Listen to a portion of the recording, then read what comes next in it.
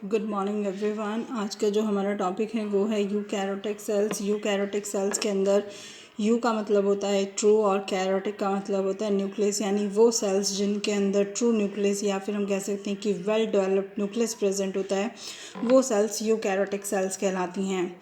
अगर इस सेल की स्ट्रक्चर की बात करें तो इस टाइप से ये स्ट्रक्चर दिखाई देती है। जो इसकी आउटर मोस्ट लेयर तुम्हें ये ब्लू कलर की दिखाई दे रही है, ये क्या कहलाती है? Plasma membrane. और इसमें जो प्लाज्मा मेम्ब्रेन होती है वो किस टाइप की होती है? सेलेक्टिव टाइप की प्लाज्मा मेम्ब्रेन होती है। सेलेक्टिव का मतलब ये होता है कि अगर इस सेल को किसी मटेरियल की रिक्वायरमेंट है बाहर से तो वो उनको एब्जॉर्व कर लेती है, और इसके अलावा कुछ ऐसे मटेरियल्स जिनकी सेल को रिक्वायरमेंट नहीं है वो इस सेल से बाहर भी आ सकते हैं। यानी ये प्लाज्मा मेम्ब्रेन सेलेक्ट करती है कि इसे किस मटेरियल की रिक्वायरमेंट है और किसकी नहीं है। प्लाज्मा मेम्ब्रेन के बाद हम सीधे आते हैं न्यूक्लियस के अंदर। इसके सेंटर में एक न्यूक्लियस प्रेजेंट होगा, लेकिन ये न्यूक्लियस है कई पार्ट से मिलकर बना होता है। न्यूक्लियस की जो आउटर मोस्ट लेयर तुम्हें दिखाई दे रही है ब्लैक कलर की, उसको बोलते हैं न्यूक्लियर मेम्ब्रेन। और न्यूक्लियर मेम्ब्रेन के अंदर जेनेटिक मटेरियल पड़ा रहता है जिसको कि कहते हैं डीएनए। और डीएनए के साथ ही कुछ परसेंट में प्रोटीन प्रेजेंट होती है, और इसमें बेसिकली कौन सी प्रोटीन होती है? हिस्टोन प्रोटीन प्रेजेंट होती है। इसके बारे में कॉम्पिटिटिव एग्जाम्स में बहुत बार क्वेश्चंस पूछा भी जाता है कि इसके जो न्यूक्लियस के अंदर यूकैरियोटिक सेल्स में जो प्रोटीन प्रेजेंट होती है वो कौन सी प्रेजेंट होती है, तो इसका तुम्हारा आंसर होगा हिस्टोन प्रोटीन इसके अंदर प्रेजेंट होती है। ये डीएनए और हिस्टोन प्रोटीन होते हैं, मिलकर क्या बनाते हैं? क्रोमेटिन बनाते हैं। और इस क्रोमेटिन के अंदर ही क्या होता है? जो जेनेटिक मटेरियल होता है वो इस क्रोमेटिन के अंदर ही पड़ा रहता है। इसके साथ ही इसके अंदर एक रेड कलर की स्ट्रक्चर तुम्हें दिखाई दे रही है, ये क्या होता है? ये एक डेंस पार्टिकल होता है जिसको कि कहते हैं न्यूक्लियोलस, नॉट न्यूक्लियस, न्यूक्लियोलस, जो कि पूरे न्यूक्लियस का लगभग 25% बनाने के लिए रिस्पॉन्सिबल होता है। और इस न्यूक्लियोलस का काम क्या होता है? राइबोसोम्स का फॉर्मेशन करना या राइबोसोम्स को बनाना, या राइबोसोमल फैक्ट्री बोलते हैं कि इससे यहाँ पर राइबोसोम बनना, प्रोड्यूस होना शुरू हो जाते हैं। इसके साथ ही इस न्यूक्लियर मेम्ब्रेन के ऊपर तुम्हें डॉट लाइक कुछ छोटी स्ट्रक्चर्स दिखाई दे रही हैं। इन स्ट्रक्चर्स को क्या बोलते हैं? इन स्ट्रक्चर्स को बोलते हैं न्यूक्लियर पोर।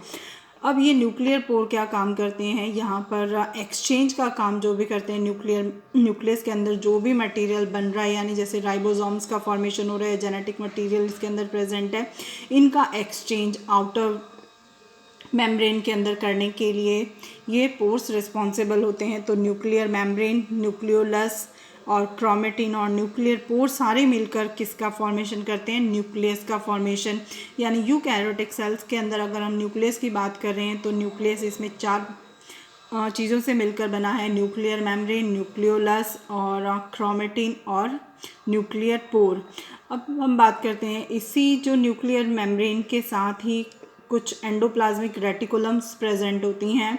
हमें पता है कि न्यूक्लियोलस का काम क्या है? राइबोसोम का फॉर्मेशन करना। और क्योंकि इस न्यूक्लियर मेम्ब्रेन के ऊपर कुछ पोर्स लाइक स्ट्रक्चर प्रेजेंट है, तो जो राइबोसोम्स ये न्यूक्लियोलस बनाएगा वो इन पोर की हेल्प से ट्रांसफ़र हो जाएंगे बाहर की तरफ। और वो बाहर की तरफ जैसे ही ट्रांसफ़र होंगे वो इन एंडोप्लाज्मिक रेटिकुलम के ऊपर जाकर बैठ जाएंगे। जैसे ही ये राइबोसोम इस एंडोप्लाज्मिक रेटिकुलम पर आ जाएंगे तो इस एंडोप्लाज्मिक रेटिकुलम को ये कैसा बना देंगे? रफ टाइप का endoplasmic reticulum. ER convert into rough endoplasmic reticulum because ribosomes are present on the surface of endoplasmic reticulum. और ये जो एंडोप्लाज्मिक रेटिकुलम बनी, इसका काम क्या है? प्रोटीन मैन्युफैक्चर करने का, यानी प्रोटीन बनाने का, प्लस उस प्रोटीन को पैकेज करने का, यानी उसकी पैकिंग करना शुरू कर देते हैं। अब प्रोटीन को मैन्युफैक्चर कैसे कर रहा है ये? क्योंकि हमें ये पता है कि इस न्यूक्लियस के अंदर राइबोसोम्स के साथ साथ क्या प्रेजेंट है? जेनेटिक मटेरियल प्रेजेंट है। और जेनेटिक मटेरियल के अंदर जो इंफॉर्मेशंस होती हैं वो अमीनो एसिड्स की फॉर्म में कन्वर्ट रहती हैं। तब ये अमीनो एसिड्स भी इन न्यूक्लियर पोर से होते हुए और ये राइबोसोम से एक साथ मिलकर आगे क्या करते हैं? प्रोटीन का मैन्युफैक्चर या प्रोटीन का फॉर्मेशन करना शुरू कर देते हैं, जो प्रोटीन आगे फर्दर ट्रांसफ़र हो जाता है।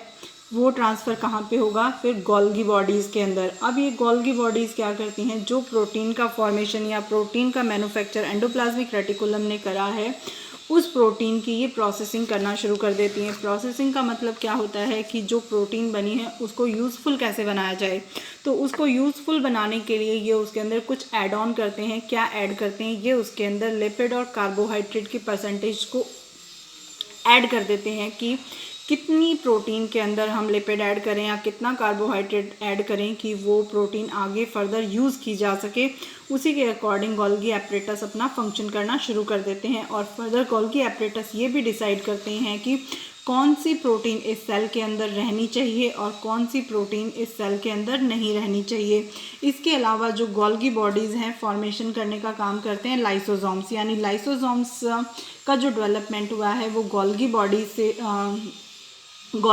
से हुआ है, या हम ये कह सकते हैं कि गोल्गी एपरेटस ही लाइसोसोम का फॉर्मेशन करने के लिए रिस्पॉन्सिबल होते हैं। लाइसोसोम जो बने हैं वो लाइसोसोम में, सोम का मतलब मैं तुम्हें पहले भी बता चुकी हूँ, सोम का मतलब होता है बॉडी और लाइसो का मतलब होता है लाइसिस, ब्रेक डाउन, यानी कोई भी ऐसी बॉडीज़ जो किसी का ब्रेक डाउन करने के लिए या उसका डाइजेशन करने के लिए रिस्पॉन्सिबल्स होती हैं वो लाइसोसोम्स कहलाती हैं। अब ये लाइसोसोम्स को सुसाइडल बैग्स के नाम से भी जाना जाता है।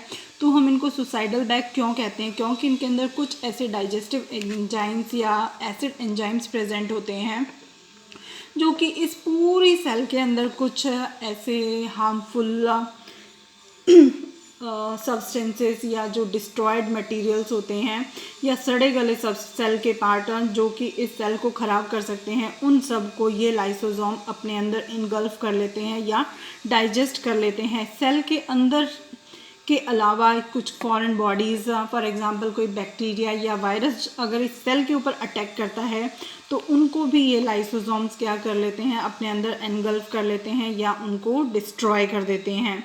इसके अलावा इस जैसे हमने बात करा था कि जैसे हमारी पूरी स्ट्रक्चर्स को स्ट्रक्चरल सपोर्ट देने के लिए हमारा स्केलेटन सिस्टम होता है, वैसे ही इस पूरी यूकैरियोटिक सेल को भी स्ट्रक्चरल सपोर्ट देने के लिए इसके अंदर कुछ छोटी छोटी स्ट्रक्चर्स होती हैं। इन स्ट्रक्चर्स में सबसे पहले क्या आता है, ये ट्यूब लाइक स्ट्रक्चर्स प्रेजेंट होती हैं जिनको क्या बोलते हैं, माइक्रोट्यूब्यूल्स, और कुछ बिल्कुल हल्की थिन धागेनुमा स्ट्रक्चर्स होती हैं इनको बोलते हैं माइक्रोफिलामेंट्स, और कुछ माइक्रोट्यूब एक दूसरे के साथ इंटरेक्ट हो जाती हैं, ये उनको बोलते हैं इंटरमीडिएट फिलामेंट।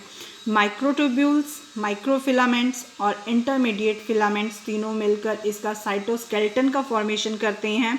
साइटोस्केलेटन का मतलब ये होता है कि अगर ये तीनों यूकैरियोटिक सेल के अंदर प्रेजेंट हैं तो ये यूकैरियोटिक सेल को कंप्लीट स्ट्रक्चरल सपोर्ट देने का काम कर रही हैं। इसके बिना अगर ये इसके अंदर प्रेजेंट नहीं होंगी तो इसकी स्ट्रक्चर बिल्कुल अलग हो जाएगी, वो सर्वाइव ही नहीं कर पाएगी उसकी स्ट्रक्चर। इसके अलावा अगर हम बात करते हैं इसमें रफ एंडोप्लाज्मिक रेटिकुलम के साथ साथ इसमें स्मूथ एंडोप्लाज्मिक रेटिकुलम भी प्रेजेंट होती है, और इस स्मूथ एंडोप्लाज्मिक रेटिकुलम के अंदर क्या होते हैं, राइबोसोम्स अब्सेंट होते हैं। लेकिन जब हमारी मसल्स सेल्स होती हैं उनके अंदर कैल्शियम आयन को रिलीज़ करने के लिए ये स्मूथ एंडोप्लाज्मिक रेटिकुलम रिस्पॉन्सिबल होते हैं। प्लस ये क्या करते हैं, बहुत सारे डिटॉक्सिफिकेशन के लिए भी स्मूथ एंडोप्लाज्मिक रेटिकुलम रिस्पॉन्सिबल होता है। इसके अलावा इसके अंदर माइटोकॉन्ड्रिया प्रेजेंट होते हैं। माइटोकॉन्ड्रिया का काम क्या होता है, एटीपी को स्टोर करने का या एनर्जी प्रोवाइड करने का। जितनी भी एक्स्ट्रा एनर्जी इनके अंदर बनती है वो सारी की सारी माइटोकॉन्ड्रिया के अंदर स्टोर हो जाती है, और जब इसको किसी फंक्शन करने के लिए इसको यूज़ की होती है वो इनको धीरे धीरे ये एनर्जी प्रोवाइड करवाता रहता है। इसके अलावा इसके अंदर एक डार्क कलर की तुम्हें स्ट्रक्चर्स दिखाई दे रही है, उसको बोलते हैं सेंट्रियोल। सेंट्रियोल भी एक डेंस स्ट्रक्चर है जो कि क्या काम करती है, वो कि सेल डिवीज़न का काम करती है जब उसके अंदर माइटोसिस मेयोसिस की प्रोसेस स्टार्ट हो जाती है। और ये सेंट्रियोल ही फ्लैजिलम और ये जो ब्लैक कलर के फ्लैजिलम और सिलिया तुम्हें दिखाई दे रहे हैं, इनके फॉर्मेशन के लिए भी सेंट्रियोल रिस्पॉन्सिबल है। अगर इसके अंदर सेंट्रियोल नहीं होगा तो फ्लैजिलम और सिलिया नहीं बनेंगे।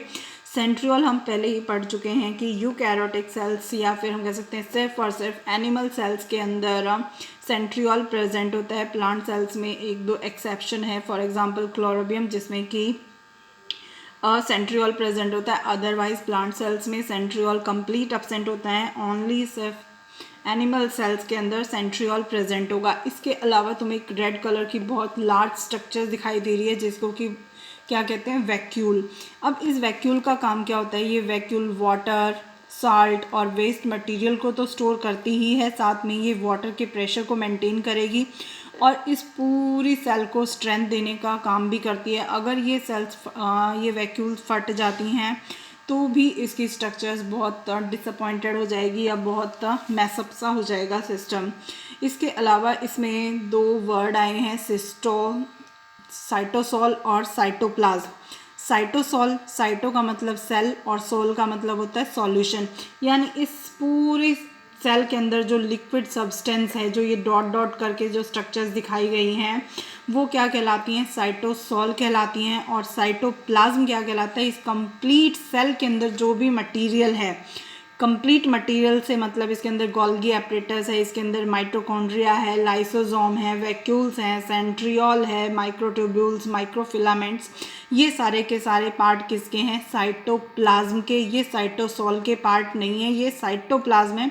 साइटोसोल सिर्फ और सिर्फ लिक्विड मटेरियल है, साइटोसोल साइटोप्लाज्म का पार्ट है, लेकिन साइटोप्लाज्म साइटोसोल का पार्ट नहीं है।